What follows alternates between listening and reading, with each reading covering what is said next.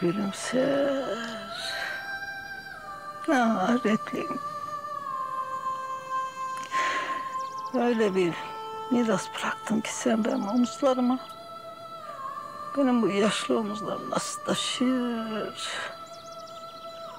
Gonca'nın görpecik yüreği nasıl kaldırır? Ben bilemem ki gari. Fatma! Ah, Tahir. Fatma! Ne oldu? Konuştun mu yoksa kızla? Yok, o öyle kolay değildi. Birisi her an her şeyi anlatabilir. Kimmiş o? O uğursuz Halil. Otele geldi, tehdit etti beni. Neymiş onun derdi? Al kızını, İstanbul'a dön yoksa babasının kim olduğunu söylerim ona dedi.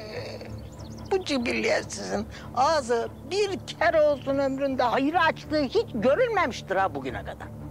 Bir hayırsızın lafına ben kızımı kendi kaderine bırakmam burada. Alıp onu gidiyorum. Senin ağzından çıkanı kulağın duyuyor mu? Nereye kaçıyorsun sen? Gülüm. Bak bakalım. Ne bu? Nerede çekildi?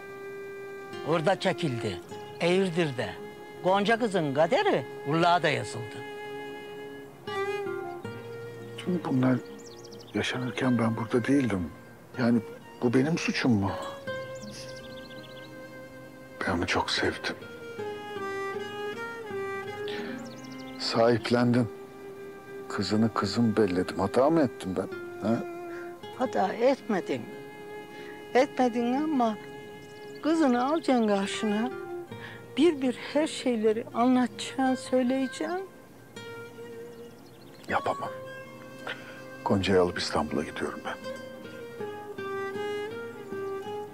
Acaba gülümser, bacım görseydi senin böyle kaçıp gittiğini, mirasına sahip çıkmadığını ne derdin? Gülümser'in bana bıraktığı miras Gonca Gül'üm. Gerisinin benim için önemi yok.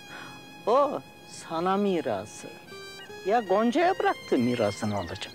Ne işimize yarayacak? Eski püskü bir ev, yıllardır ekilmemiş, bakılmamış arazi. Bütün bunlar için para lazım. Ya biz kendimiz nasıl başa çıkalım bu atabeylerle, kafa tutalım onlara? Ben seni mert, yiğit bir adam bilirdim.